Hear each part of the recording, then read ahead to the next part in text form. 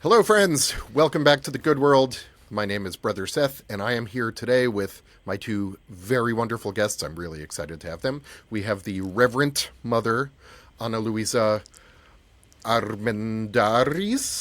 Armendariz, you got it. I started to do it, and then I was like, wait, I almost panicked. Yeah, don't panic. That's fair. Flow, baby, Yeah, flow. yeah, we don't need to panic. And Rev Wakil. Well, actually, we do. We actually do need to panic. But that's another thing. There's plenty to panic about, but I don't need to panic about this. Well, Wakil and Annalouiza, welcome to the good world. Thank you. So excited to be here. Yeah. 1, 2, 3. So come on in to a place that is fine. I'll be your friend and you can be mine. The world is a stream of constant bullshit, but that doesn't mean there's not a whole lot of good shit. We start with the mean and we can make something different. Let's build a world that is good. This is a show for adults. Wait a minute. Maybe I can't be here. Right. No, you didn't say anything belong about adults. Jeez. So I even wore my, you can kind of see it, I wore my This Is a Show for Adults shirt. Because okay, you did warn it. I guess if we'd have read your shirt, we'd have known, right? That's true. But, you both have a show where you talk about death, and death is a very adult topic, and so I figured that is a good... that felt like a good thing to wear for this episode. Though I will add, Susie and I, my wife and I, were recently talking to, I don't even remember who it was. We were talking to someone about domain names, and they said something about, the only other time I've seen .love was a sex toy shop. and Susie turned and looked at me, and she was like, "This is a show for adults." and that was... That was never my intention. I wrote the theme song and then I was like, this feels like a kid's show theme song, but it's like a show for, adult conversations. And so I just put in that little line, and now there's a whole other implication that I never intended. Yeah, we never knew. Yeah. You're living in a mystery. Yeah. I am. Well, you all? could add some financial support for this by just putting in a few sex toys in the middle somewhere. Boy, I suspect that would help my numbers, which are currently, I mean, they're not zero, but they're not a lot higher than zero. If there are any sex toy brands out there that want to cross promote with me, this is my ministry, is to engage in the reality of adulthood, and that includes sex toys. Yes. Yeah. I'm happy to be a partner in that too. Great. Yeah. I love, anytime I have Chi people on here, it's always great. Chi being the Chaplaincy Institute, with which both of you know, but viewers and listeners may not. Because there's a lot of that sort of Yeah. free-flowing, it's all part of the human experience. Bodies are part of the human experience. There's room for all of it. I do also, so we were talking a little bit before we started, Annalouiza, about your title being Reverent Mother, because that was a partial inspiration to me, because I am Reverend Brother. And when I was getting ready to be ordained, so a Chi thing is that you get to choose your title. Mm-hmm. And you're honorific. Yeah. That feels, I don't know how I feel about the word honorific. I guess like a lot of things, I have to get comfortable with that. Yeah. But I was like, do I want to be Reverend? I sort of enjoy being not just Jewish, but very Jewy. I enjoy being Reverend as sort of the oxymoron of it. But I've spent a lot of time around monastics, and I really enjoy and sort of want to cultivate in myself that monastic lifestyle. So I was like, maybe I'll just be brother. And I went back and forth, and then I saw your title, and I was like, I can just do both. Be both. Yeah. And I generally refer to myself as Brother Seth if I'm using the honorific. I will say my friends' kids have started calling me Rev Bro, which I like that. I could get behind that one. Yeah, that's exactly how I feel. I'm like, yeah, okay. I don't think it works if I came up with it myself, but because it was my friends, I think 10 and 7-year-old, something like that. Yeah.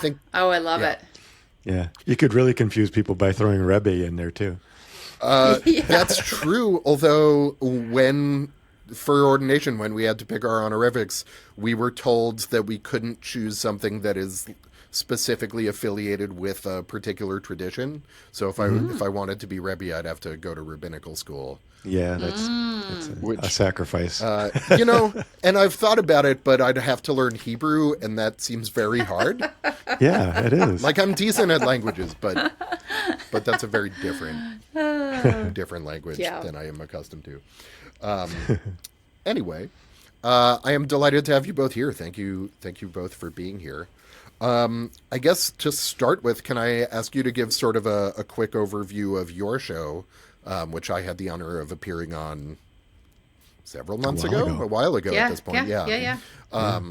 But for folks who are going to be new to you, to sort of tell them about what you do and how you ended up doing it. Yeah. You want to go, Annalouiza? Sure, because the first thing, you and I would probably say the same thing. If we were like on a comedy stand-up show and we had to like do like one word each, we could probably frame this whole thing pretty clearly together, right? That'd be kind of fun, yeah. That's generally also the context in which people have serious conversations about death is doing improv on stage.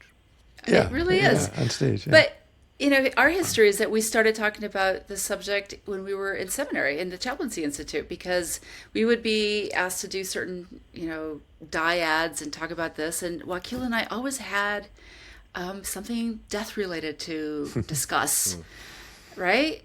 And then my sister died during that time. And so like death was just like simmering around me. But after we were both ordained, we'd still meet. Yeah. Regularly. And we would regularly. And then take it away, my brother. What happened? Well, we kept talking about a lot of different things. We both were interested in Sufism, so we spent a lot of time on that.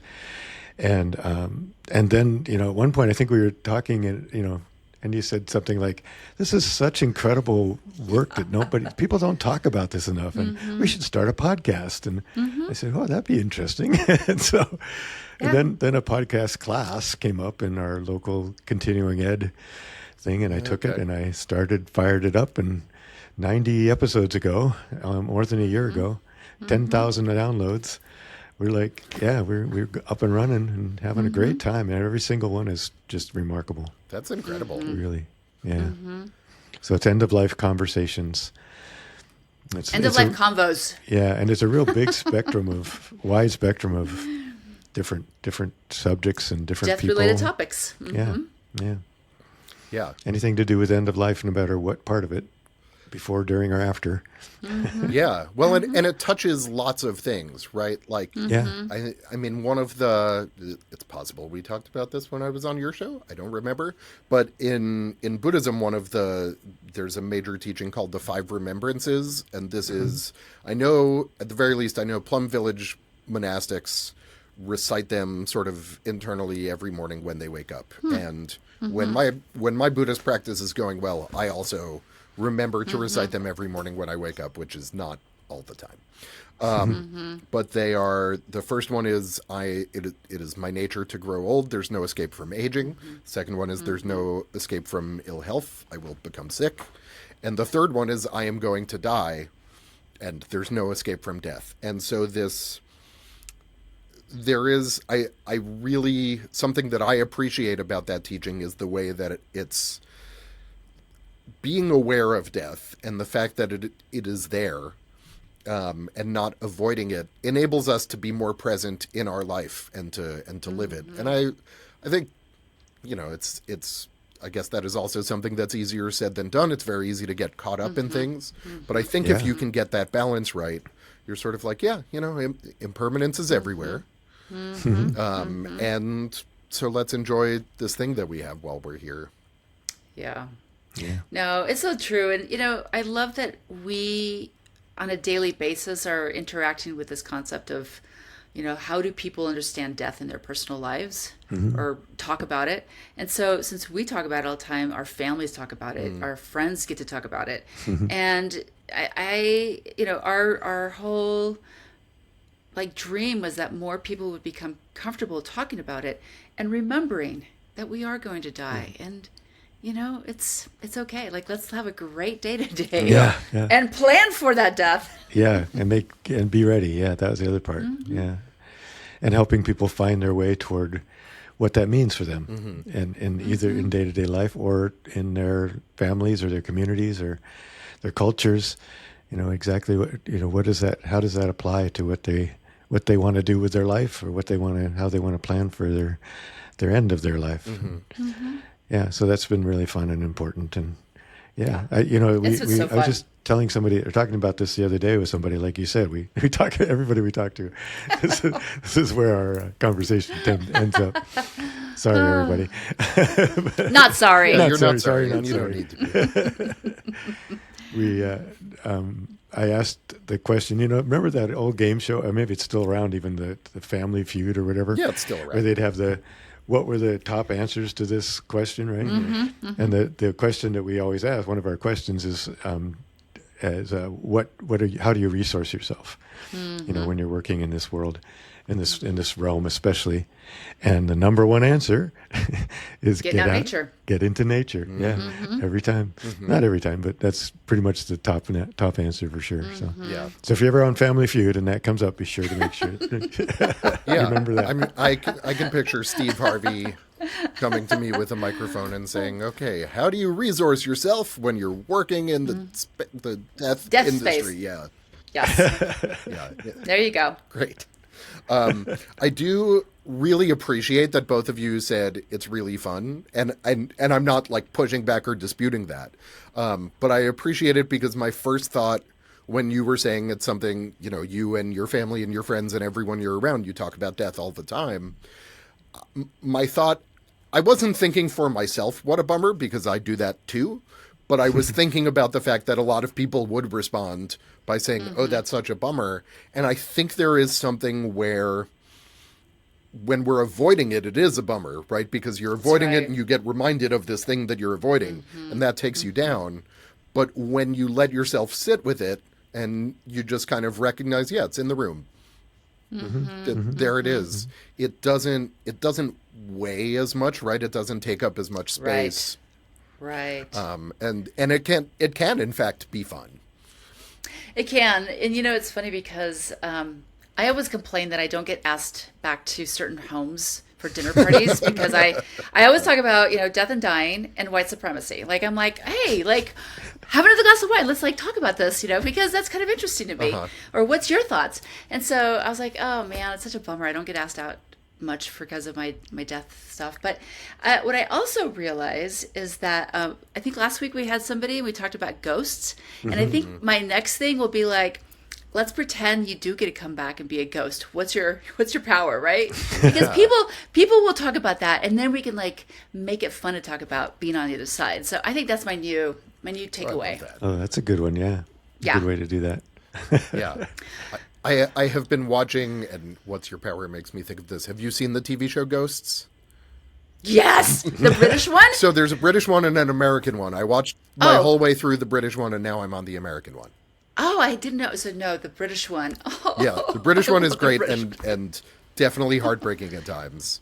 Yes, it's so good. It's so good. I got to put it on my list. Yeah. Oh, it's so fun. It's so freaking fun. It is, yeah. They seem like they have a lot of a really fun time with death. Yeah. In fact. And we do. just found a new author that we're both, I think Annalouiza hasn't started yet, but I've been insisting that she starts soon. Mary Rhodes. I'm there. I'm going to get there. Yeah. She wrote a book called Stiff, which is all about cadavers. Wow.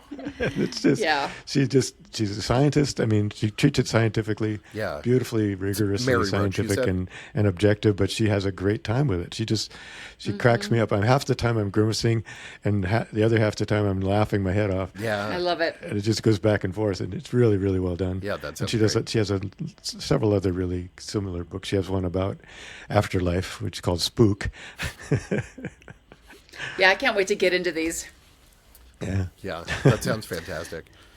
Yeah. But I also want to say, death is on the life continuum, right? Birth and death are just kind of on the same thing. It's not like life and then death. It's like life and death, right? It's like the Tesseract move.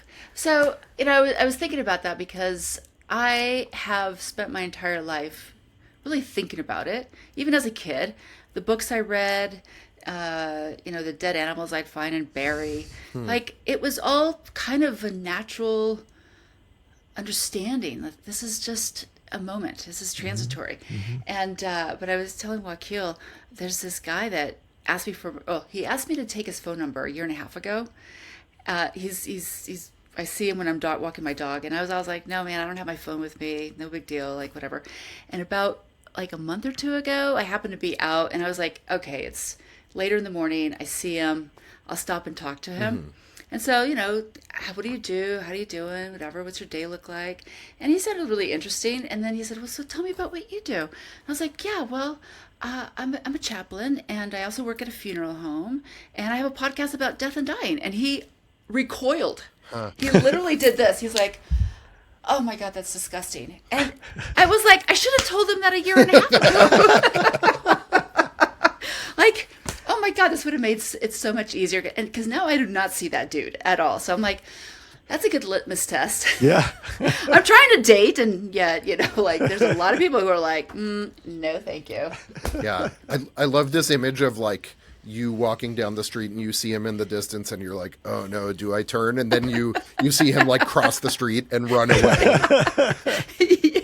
Oh my God, no, he stepped back away from me and did this like, whoa. And I was like, oh, you need to have some conversations about death and dying, because I don't need to be the person to help you through this. Right. Somebody else can help that. Right.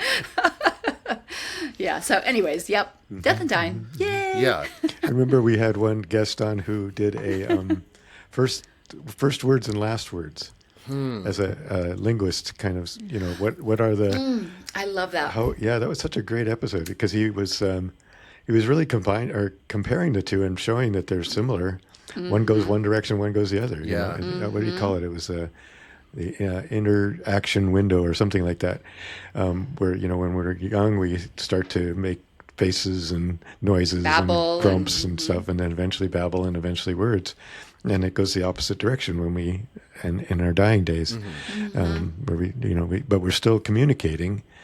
And so he was kind of arguing that last words weren't necessarily the last word, that somebody may have a grimace or something before There's a lot more information being transmitted, just like children are actually transmitting a whole lot more information. Yeah, sign language that they do. And yeah. It's cool. Yeah, that's great. So that's that life, death, life, death, life, death, life, death. Yeah. I mean, death is part of life. Can't help it. Yeah. Yeah. And that's why nature is our best teacher, because we can watch nature come and go all the time. It really does. And I don't know, when the places I've lived before we moved to Sacramento were much more urban. And so I grew up in the suburbs, and Sacramento is a city, we are in sort of a more suburban part of it, but we have a nice big backyard and there's lots of nature around. And just the frequency with which it's like, well, there's a dead thing, or like we try to, we're trying to befriend the crows that come to our backyard, right? We give them water in the fountain every day, and we're hoping someday they'll bring us trinkets, and we've like put out treats for them, because they know. I guess for anyone who does not know the fact that crows can recognize human faces and remember them, and hold a grudge, which is an important I part love of it. that. Yeah, and pass it down. Pass it down generationally, generation. which is also amazing. Talk smack about the dude who lived in that house who cut down the tree. That guy's a jerk. But there was a day a couple months ago where Susie and I were sitting in our dining room. I think we were in a session with our couples therapist, and all of a sudden Susie just goes, "Oh my God." And I'm like, "What?" And I look outside, and there's a crow on our fountain with just a carcass, a very, very mangled carcass in its mouth. And it's like cleaning. It was, a gopher, a vole. It was some kind of rodent. And it was, I guess I'll have to decide if I want to leave that in for people who don't want who don't want that kind of graphic detail. But yeah, it's just, it is the circle of life. Yeah. and I sort of in the context of having fun with it. So I think both of you know this. Wakil, you certainly do. So last year I had surgery to have a tumor removed. I'm a little more than a year out from having this tumor removed from my body. And in sort of the earliest part of that process, it pretty quickly became clear, like, this is very treatable. It's going to be okay. And, we don't have to worry too much. But a cancer diagnosis is the kind of thing that will definitely activate your dark humor and sort of your thinking about death. And so anytime I'm on the internet and there's something about like a new way, to bury people, like the mushroom suits, the composting human remains things. Anytime I see that kind of stuff, I'm like, Susie, what about this? When I die, do this. And I'm just constantly sending her escalatingly absurd basically homework assignments for her to do when I die. You got to get your advanced care directive plan done. That's true. We did do that. We did that when COVID hit, because it was like, well, who knows? And so we both sat down and did it, and we sent it to family members, and Susie has one family member in particular who I think would really benefit from the work that both of you do. But he did not love that we were telling everyone, have your advanced directive done, be ready in case you die. Or get yourself your little mushroom suit ready, just in case. Just in case. Just want one. Por si acaso. Yeah, I mean, the greatest disappointment to me, though, would be that I wouldn't get to, like, observe that process. Oh, I know. Yeah. I know. Yeah. Well, you might. That's true. Some, That's true.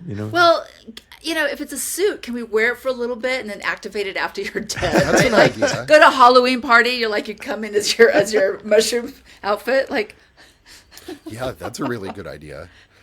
That'd be kind of fun. I remember this feels sort of relevant to this conversation. It's not something we talked about earlier, but it just sort of popped into my head. A conversation I had actually with an upcoming guest, Sarah Kassem, who is a friend of mine from the first seminary I went to. So she and we were in New Mexico together several years ago at a retreat, and she asked me what my thoughts are on, afterlife, ghosts, all of that kind of stuff. And my background is really very scientific, right? I was a social scientist. I still, even though I'm ordained, I tell people, yeah, I'm kind of atheist, agnostic, like Jewy Buddhist. Like, I don't really... Oh my God. It's an 8-ball. It is. What is it today? It totally is. And today, I'm agnostic. Yeah, and people have a really hard time with that. They're like, no, you need to categorize yourself. And I'm like, no. I don't. No. I don't. And you can decide whether or not you want to wrap your head around that, but I don't have to categorize myself. Yeah. But I remember I was having this conversation with my friend Sarah, and I was like, the way I think about it is 500 years ago, if you told people that there is invisible energy buzzing all around you all the time, and you can use a device to turn it into sound, they would be like, you're insane. Mm-hmm. And radios are such basic technology that we don't even think about it anymore. Mm-hmm. Right? And so it's just like, what is our ability to detect and measure the thing? Yeah. And so I'm like, I don't know, could there be energy bouncing around, radiating around in ways that we don't have the ability to measure? Absolutely. Maybe. Well, listen, we've got dark matter. We still don't know what it is. And there's a lot of it. Mystery. And there's a lot of it. It's most things. Isn't like 76% of our known universe is dark matter or something like that? I'm like, oh my gosh. Yeah, yeah. And well, that's so cool. That's kind of the, similarly, I've always kind of been, scientific, cynical about woo-woo stuff. Mm-hmm. And we've had a couple of guests come and talk to us about their conversations that they've had with their daughter when she died, and their grandma and her son, and et cetera. And I have to stop and go, what the hell do I know? We have a very, very limited set of senses and a very limited story that we've grown up with and we've learned. And, you know, there's so much more that we don't even perceive, or we don't even understand, or we don't get. So why wouldn't there possibly be? And I've had experiences that I couldn't explain scientifically. So, you know, why not expect that some people are absolutely having conversations with their loved ones, and you know, it's all good. It's all good. Okay, do you see what I just put in our chat? No. Dark Wait, matter do you have a makes chat? up 27% of the universe. Oh my God, there's a Well, chat. visible. Oh my I dude. had no idea that was here. Okay. All right, and so this is where I got it wrong. The vast majority of the universe, 68% is believed to be dark energy. Okay. So Yeah, I got dark my energy. numbers a little mess. So dark matter versus dark energy, but still, there's a lot of mystery to behold out there. Yeah. Yeah, and, well- and just to repeat these numbers pretty clearly, so 68% is dark energy, 27% is dark matter, and 5% is the stuff that we can perceive. So Yeah, 95% of the stuff that's out there, we're just like, we don't know. Exactly. I know. And they're still thinking about it. They're still trying to figure out what the actual is that thing. Yeah. Like, what? I love that. It makes Yeah. me so happy. Yeah. Yeah, that's true. Honestly, because it's easy to sort of be like, yeah, we know most of what there is to know. And like, Not really. if you talk to scientists who are working at the edge of knowledge, like, no. Yeah. Yeah. Even Yeah, they just opened up a new neutrino gatherer in China that is trying to understand what those are. And We still haven't even mapped out the bottom of the ocean. That's true. Right? Like, yeah, we're just little teeny understandings. small brains, small brains. well, we in our small brains can take a quick break right here. Okay, sounds good. And then we will be right back. Please like and subscribe. Please like and subscribe. Please like and subscribe. Please like and subscribe. Please like and subscribe. Yes, friends, that jingle is a reminder to please hit the like button or the subscribe button, or both, ideally. Share this podcast with your friends. Post the links on whatever social media you like to be on. Join my Patreon if you want to help get that number up. Or if, as we discussed earlier, if you are a sex toy shop and you want to do some kind of Yes, please. sponsorship, I'm good with that. Find- Or Find us. yeah, or if you're anything else and you want to sponsor me, I'm probably good with that too. Yeah. Depending on And we are as depending well. on what Come you're on, saying. ours, and Yeah, do the same for us. Yeah, and also please subscribe to the End of Life Conversations podcast, which I will say, Wakil, I always get it mixed up with, you teach end of life planning classes also, Yeah, which are called Before You Go, yeah. which is a phenomenal title. But And Annalouiza has classes too, as well. oh, do you? Okay. I do. I do. I usually just like I wrote a little book called The 15 Minutes Before You Die. Okay. And so in it is like a whole kind of process to think about end of life stuff. Could you say more about? I mean, I'll put a link to your book, but Yeah. but also I'd love to hear more about it now. Well, I was trying to do my practicum during the COVID lock-ins, and my practicum just got dismantled because of all that stuff that was going on. So I ended up pivoting and writing a book. It's like 35 pages, I think, and in it we talk about what's important, why is it important, and then little like stories, like, you know, imagine you got taken to a hospital, and like, who are the people you want to have there with you? Who do you not want to have there? You know, if you're queer or LGBTQ plus I, like, you know, you have to find somebody to make sure that they advocate for you, because sometimes you show up at a hospital and they will not be really caring of you. POC information, you know, and I just started the whole book saying 80% of the people want to die at home, and only 20% get to stay at home. And that number may have changed by now, but still, you know, more people yearn to be in their homes, and Yeah. you have to plan for this stuff, or wherever you want to die. We just interviewed the most phenomenal person who gets to share beautiful outdoor spaces for people to die in if they're doing the medical aid and dying. Oh, wow. But you have to plan for these things too, Yeah. right? So I feel like, this whole little book is about planning and thinking about the hard things, like, do you want to be intubated? Do you not? And it's okay. There's no judgment either way. It's like, just choose. And you could change your mind. Right. Like, Yeah. right? And be aware that this is a choice that will come up. Yeah. Well, and in it, I also, I think I said this, but I remember thinking about this when I was doing my advanced care directive planning certification. I had there was this huge long day where I was like, no, I don't know, because a DNR, right? Like, do not resuscitate if you're in this situation. But I was like, if I fall and crack my head open and I'm 6 miles up in the hills, like, please leave me. Yeah. Like, let me just go there. Don't helicopter me out and then have like a bunch of strangers decide that the good Samaritans that they were going to try to get me to stay alive. Because I kind of don't want it, right? But if I fall and hit my head in the, like, you know, I want to say Target, but I don't want to use Target. But where else do I go? Store? I don't go.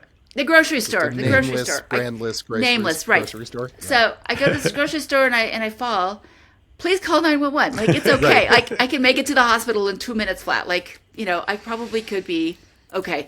But it's just this kind of things. I think people just don't understand, like, what happens when they get into the hospitals, or if their kids. I actually did this class with a bunch of moms whose kids were medically fragile. And as soon as they turn 18, I said, you know what, so kids, a lot of accidents happen for kids at that senior year. They turned 18, and now they're legally adults.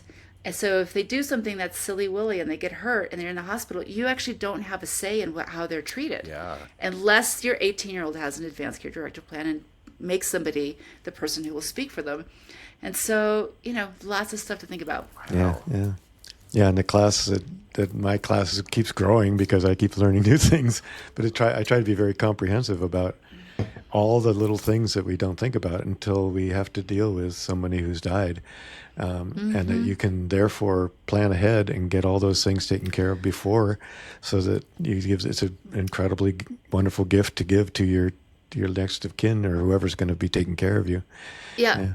And one caveat too, like, and just like Wakil and I talk about, there's so much more to learn. Yeah. We're always learning. All these situations happen that are very different from what we think is going to happen or we'll plan for. But the biggest piece that I always tell people is think about it and have a conversation with somebody. Yeah. Because even if you don't have all these things set in place, you show up at the hospital, you're unable to speak, and you know, your neighbor shows up, and, you know, I'm the only person who can speak for my friend. What happened? And they're like, oh my God, you know, she's got like 38% chance of coming out alive, but we could try this. And then my friend will be like, wait a second, but if it's only 38%, you know, what's the net? What is she going to be diapered? Is she going to be like, how long is this rehab? And they're like, oh, it could take a year. Like, oh, hell no. Annalouiza is not going to want that. Like, just, you know, turn the lights off. And I would be okay with that because somebody knew who I am and knows my values around, you know, I don't want to be kept alive. Like, I want to go hiking. Yeah. ASAP. Yeah. Take me out to the woods. Yeah. I've had this of course, you know, the other part is, like you're saying, have the conversations with somebody, and both of our families are used to these conversations at this point. Yeah. Yes. Oh God, they're sick of it. Come on, Dad, yes, really? Mom, I know. I won't do it any other way. I mean, there is something there in one of you said this, that if you're not making the decision, someone else is. Yeah. Right. And so the purpose of an advance directive, which I will happily actually use this show to say, hey, go fill out an advance directive. The one that I used it's 5 wishes. 5 wishes. Yeah. Yep. So easy peasy, lovely. Super easy. Yeah. Yep. I'll post a link to that too. Yeah. But yeah, because it's like if you're avoiding it, and this sort of comes back to what we were talking about at the beginning too, right? If you're avoiding it, ultimately what you're doing is making it someone else's problem. Yeah. Right. Because it's not like I don't want to make that decision, so the decision doesn't get made. It's I don't want to make that decision, and so now, you know, my partner, Guesswork. parent, child, whoever, someone else, or a total stranger in some cases. Yeah. So you're passing that decision on to somebody that you really care about often, and that will also be in grief when that decision has to be made. So stressed and what? The least you can do. It's so much of a better thing to do is to give them guidance and make sure they know. And here's what I learned too from that class years ago is that if it just happens that you're in a bind, you can't speak for yourself, and you're in a hospital setting, they usually pick, I think the number's like 5 people the hospitalist, a couple nurses, anybody who's around. They'll just grab 5 people and say, this is what's happening. What would you do? And generally they run with the Good Samaritan kind of proxy that this person wants to live no matter what, even if it's really bad. And so they'll be like, okay, that was a choice that these 5 people made, and here we go. And then somebody comes in and says, oh God, no, that's definitely not what this person would have wanted, but it's too late, right? So people are going to want you to be, they're going to choose life for you. Yeah. Right? Yeah. And that happens. We've seen that happen even when you do make it very clear. Yeah. That also happens too. Yeah. That families just don't, no, I'm not letting grandma go. Yeah. You know, I don't want her to go yet, even though she said she wanted to go. So again, it helps a lot if you've had these conversations. Yeah. And make sure that people really, truly know and agree that they will honor your agency. Yeah. It makes me think of, so my grandmother, who I was pretty close with, died when I was 23, 24, somewhere around there. And she was in hospice, and she was 89, I think. She was, she had lived a very full life. And she had congestive heart failure. She had been in and out of rehab facilities for like several times across several years. And she was just like, okay, you know what, I'm done. And went into hospice, and I didn't really, I think my parents explained what hospice was, but it just didn't register for whatever reason. And we went to visit her to say goodbye, and, we each got some time alone with her, and I remember sitting with her, and she was telling me she loved me, right? She was saying all of these meaningful things, and all I could think to say was, you're going to get better. Which she had made an affirmative decision not to do. Yeah. And, I was younger. I did not have the emotional sort of capacity and skills that I have now to navigate these things, but and so I don't feel guilty about it, but I sort of look back on it and I'm just like, that was a silly. Yeah, but you know what, Seth? Yeah. It was also your way of saying I love you so much. That's true. Yeah. Right? It wasn't like you're 20. Yeah. It happens, right? Yeah. It's totally you can't imagine a world where grandma isn't going to be around. And so you saying you're going to get better is, oh God, I love you so much. I love you so much. Because if he had said nothing, there's shit. Yeah. That's a really beautiful way of looking at it. Thank you. Yeah. Yeah, it's my gift. So also when we were talking about, you're putting this decision onto someone else, and I think Wakil said they'll be in grief at that moment. Something else that we sort of that I put out there as a possible discussion topic. Grief makes people crazy sometimes. Not all the time. Yes, it does. But I think generally some of people's absolute worst behavior happens when they are grieving. Yeah. For sure. And it goes over the lifetime. I just actually checked out a new book, Seeing Ghosts. Okay. And my daughter at lunch today was like, it's about generational grief. And I was like, whoa, wait, what? I'm going to read this book. And that's true, because there were, from what she's explained about this book, people acted really different, right? Because they were carrying so much grief. Yeah, I really want to delve into this too, Wakil, because you're right. It does make people crazy. Yeah, it can, for sure. Yeah. Well, and and I think that also ties in with a lot of sort of the overarching theme here, which is also why you both do the work you do, which is that when we're not doing the work around death for ourselves and really understanding, I'm going to die, everyone I know and love is going to die, which is also, I mentioned the 5 remembrances. The 4th one is, it's everyone I know and love will change, is how it's generally translated. But when I do it for myself, I say change and die, because that is part of it, right? And it's about letting go of your attachment to not, I don't know. It's often when people talk about Buddhism and getting rid of attachment, they think it means don't form bonds with people, and it's not that. It's just don't put your expectation on them that they will be there and stay the same forever. Right. Yeah. Right. I love that, by the way. And in the last year, I think I've started to, in my prayers, I pray for my children. I pray for their health because it's important. And I also pray that they will, when it ends, they'll be fine. Yeah. And, I oftentimes see my 16-year-old son and he'll be like, hey, Mom, I'm going to go do this, do that. I'm like, okay, great. Que Dios te bendiga. God bless you. Be safe, make good choices. And if something happens, I'll see you on the other side. And people really are like, whoa, why would you say that? Like, and I was like, because you never know. Yeah. Yeah, that's right. And that's okay. And so I mean, some people could say like, God, you're obsessed with this. I'm like, I'm not. It's just, but it's constantly my reminders too, right? Yeah. Like every one of us will die, including my children. And everybody assumes that children will die after parents, but I don't know that. Yeah, Not always.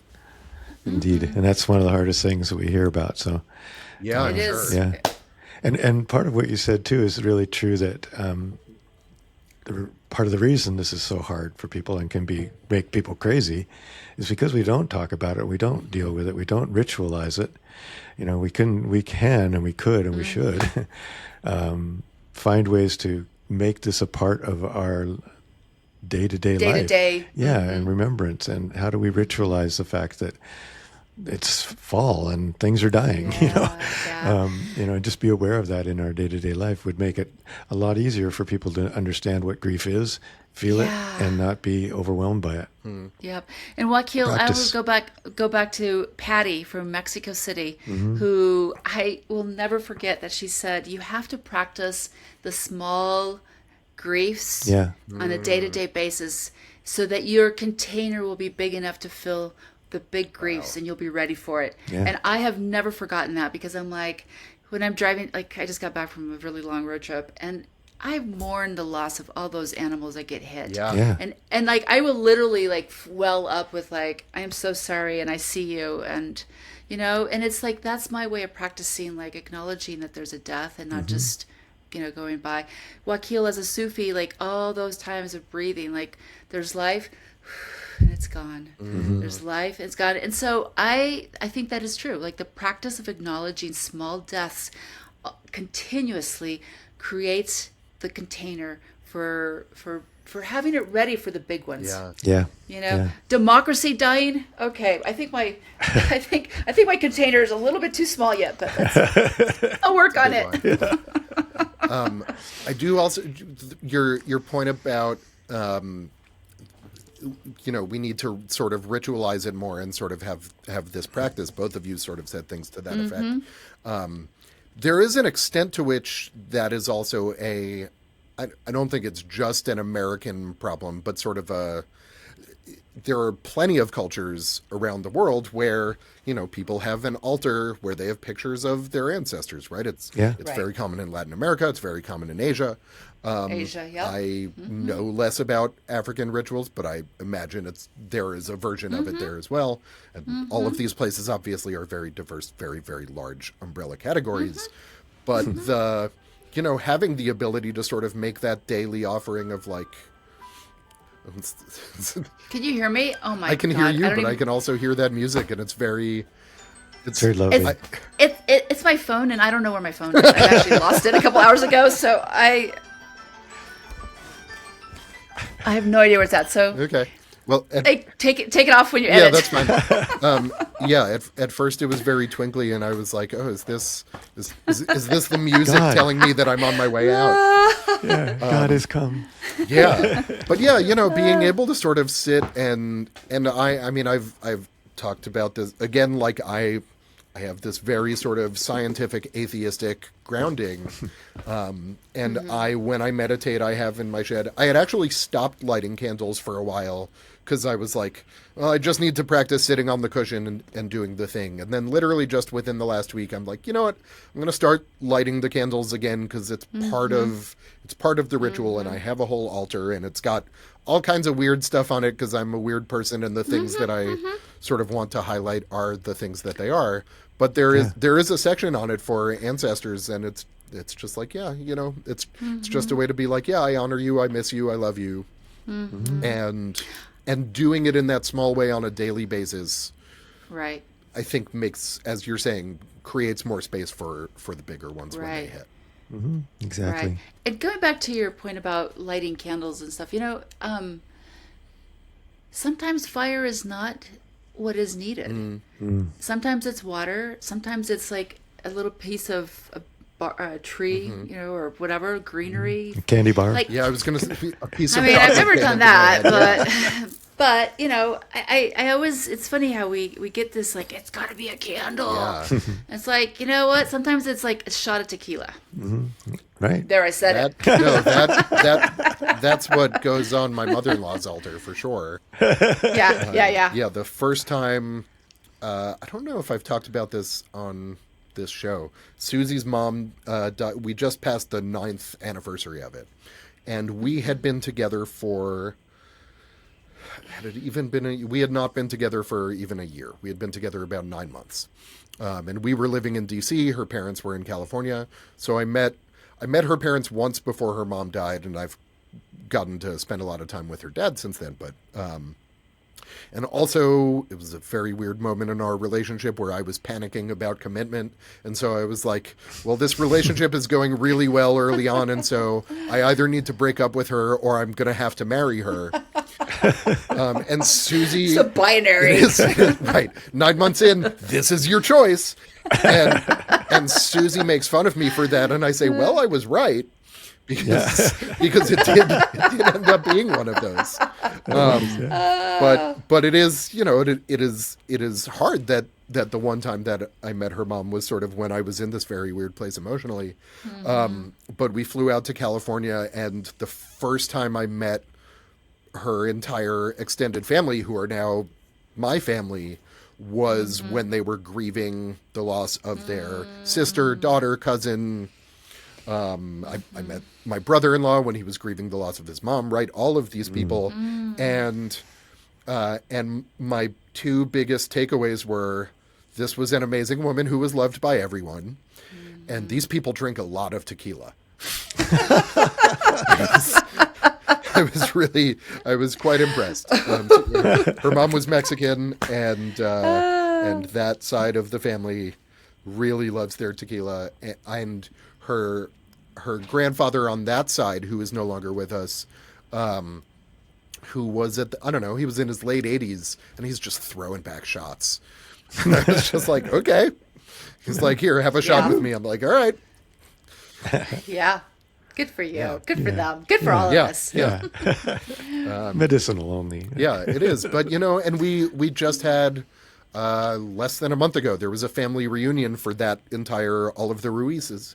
And there was, although they pronounce it Reese for reasons that are not, I think it's a California thing. But so there were 50 plus Reeses all together, and there was a lot of tequila and there was a lot of tears, right? And there was, and lots of pictures. And it was this really beautiful thing. Yeah. Of everyone, it was a lot of people I had never met. It was a lot of people even Susie, in some cases, had never met. In some cases, hadn't seen in 30 years. There's like a new cousin that people only recently figured it out. Maybe a DNA test. Like, I'm not even sure, because wow. Yeah, that's happening more and more. Yeah, I have a new brother-in-law. It might have been that, it might not have. So I don't want to say that with too much confidence. But like, basically, she grew up without siblings and has found her way to this family, and it was just beautiful. This like huge group, incredibly loving, and so much awareness of gratitude for being there together in this moment. And love for the people who were not there, both in some cases dead, and in some cases, just couldn't make it. But it was really beautiful to just spend this day and have this celebration that covers so much more than like one good thing happened, and so we're partying about the good thing. Yeah. It's like, really, we're all living together for a day. Yeah. Right. I kind of just realized, like, reunions can be that, right? Like, not only are we gathering and collecting as a lineage, but we're also celebrating all those who came, because there'll always be stories, it seems like. So that is so beautiful. It's a great ritual. Yeah. Yeah. Yeah, that's a good one. Yeah. And it can also be really crazy, like rituals can be. Yeah. Depending it was on crazy. the in-laws. It was crazy. Yeah, don't worry. Oh, yes. That's so great. Yeah, but it was really beautiful. And it's also like for me to, I mean, my family on my mom's side, there just aren't that many of us. My grandparents were Holocaust survivors, and so there aren't that many of us, and we're all sort of scattered. Even like my cousins and I were all in sort of different parts of the country, and then my second cousins are in Europe, so we're all over the place. And Right. so it was really nice to be with this big family, and it's not to say that it's a functional family, because no family is really functional when you get 50 of them together. But they're With tequila. yeah, but it was really beautiful, and the love was just incredibly palpable. Beautiful. Yeah, that's great. Love that. Yeah, That's Yeah. great. Thank you for sharing that Yeah. with us. That is a gift. Yeah. I don't have anything like that in my family either. So I'm like, oh, that's so amazing. Yeah, You could Yeah. be adopted. They would never know. honestly, I drink tequila. You could totally show up and just say you're like, I mean, Soy una prima. yeah, you could just say you're a cousin. No one will question it for a second. Good. All right. Next time, call me up. Yeah.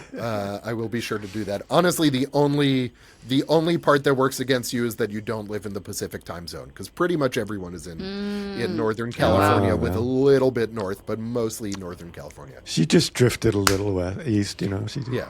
No, it's fine. You could count. I don't on the one hand, I don't think I am authorized to invite people to my wife's family reunion. On the other hand, I feel confident that everyone would be delighted to have you. Yeah, it was great. Yeah. Okay. Well, so my little indicator light just went off that we are sort of at time. We still have one segment to do, but I do, because I have it on my list of topics, and because it just came up, this idea of sort of this work is weighty, right? It's a lot to carry with you, and so you need to sort of maintain your own container. Before we get into show and tell, I would just like to ask if either of you have any particular practices that you really like that help you navigate this and sort of the emotional complexity of it on a day-to-day basis. Well, yeah, it's like I said, the number one answer, Nature.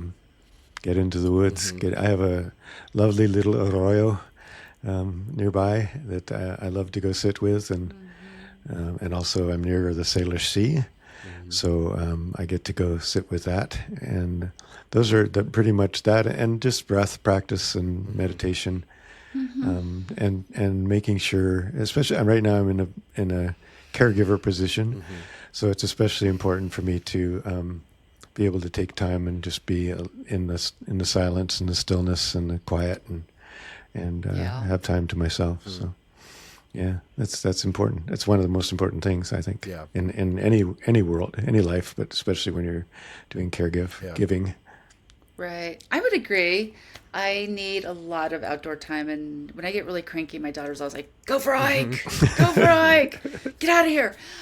So that is a really big one, and I walk like 2 hours a day. It's like I'm just out there like listening to birds and watching clouds and praying, do my Sufi prayers that I still just like they well up. But I will say, I'm going to credit John Mabry for giving me an essential tool to the work that I do. And I didn't know that I needed it until after I went through the spiritual direction training at the seminary, at the institute. And because, people ask me that all the time, I don't get really, like, I go to do funerals or go see people who are passing, and there's nothing about it that makes me feel like bummed or heavy or like, oh God, oh my God, right?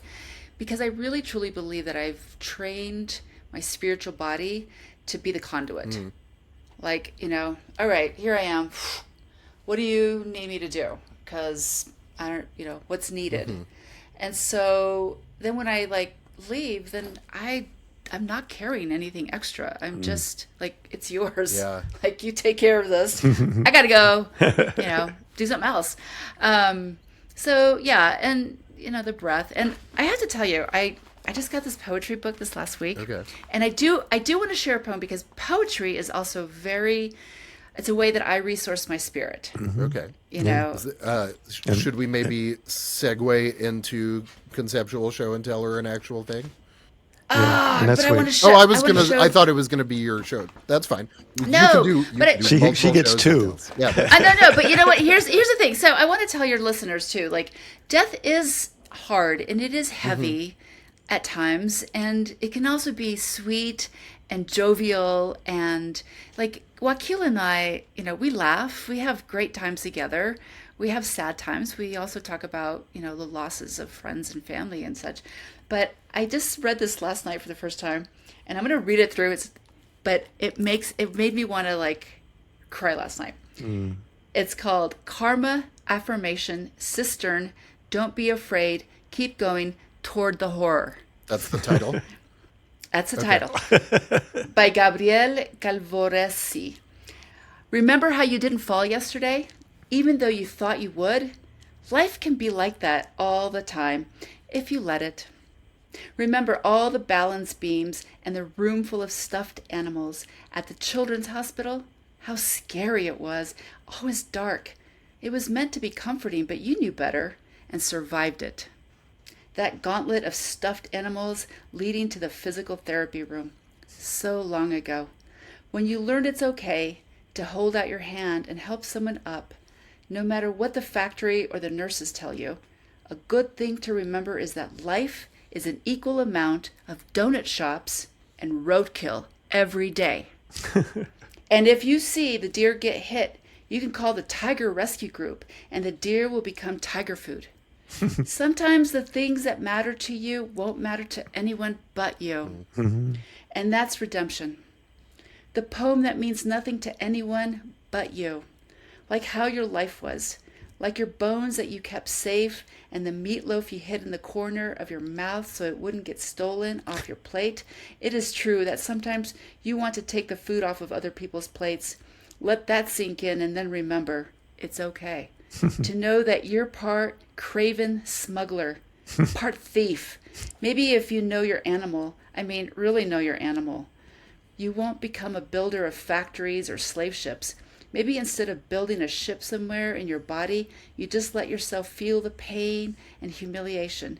No need to make it beautiful for some future reader. Just say how much you wanted to hurt someone like you got hurt. And then you just watch that for a while. It's okay to feel horribly ashamed. Best not to look away.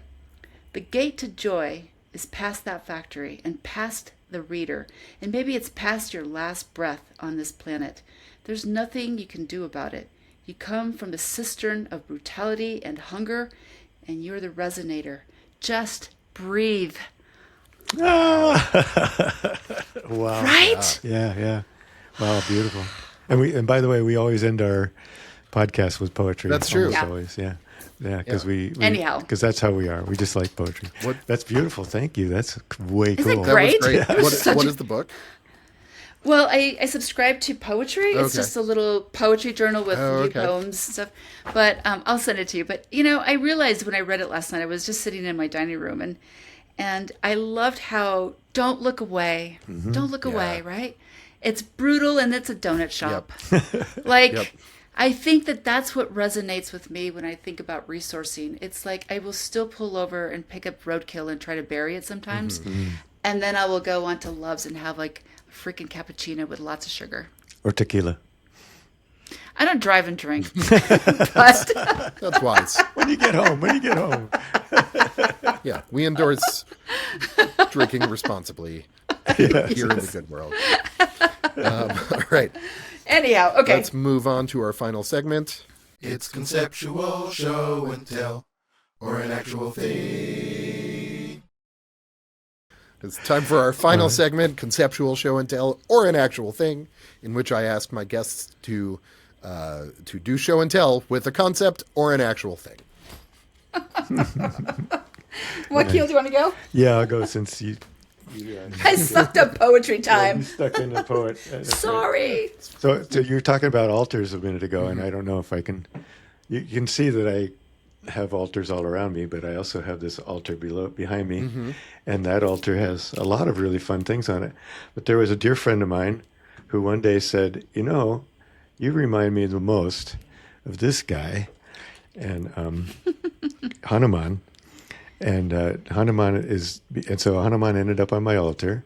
Hanuman is an amazing character in the Hindu pantheon, who just really was willing to be of service to the utmost and take care of his people. And so I love that she gave me that blessing of being like Hanuman. So I just let Hanuman walk about here. Yeah. Should you look him up? He's a really fun guy to talk about. Yeah. He's in the Bhagavad Gita. That is beautiful conceptually, and it's a physically beautiful object. Yeah. Yes, it is. Okay. So I walked around the house and I brought out this book that I read when I was like in 4th grade. And this is about a kid who asks questions and is considered a heretic. Okay. And he's whisked away because he's asking too many questions. Like, why can't we do this? Why is that happening? And I feel like the title was "This Star Shall Abide." Is that what it said? Yes. Okay. Yep. And what I think about is, I hope more people are having those thoughts and actually asking questions. That's what I have been a lifelong curious person. And, thank God for science fiction in my Pentecostal home. I was like reading on the sly. But it's just about reading and being curious. And sometimes you can go on a journey and find some answers. Mm-hmm. Yeah. Important stuff. Excellent. Well, thank you. I will play us out, but this has been really, really great to have you both here. I should have brought my ukulele. Yeah. Next time. I'll get my bass uke. Oh, my goodness. Sound pretty bad over this, but yeah. Okay. We can think of an arrangement for multiple parts. But yeah, thank you both for coming on the show today, and really great conversation, really interesting stuff. I will put a link to the End of Life Convos podcast in the description so that people can find you. Great. And yeah, okay. Thanks a lot, Seth. Well, thank you, friends, Wakil and Annalouiza, for your visit today. Now it's time we all go on our way. The world will still be insane tomorrow, but don't let that fill your heart with sorrow. You can thrive in a desert, just ask a saguaro. Please give to my Patreon. Capitalism is fun. Let's build a world that is good. Amen. This is a show for adults. Adults. Thank you, friends.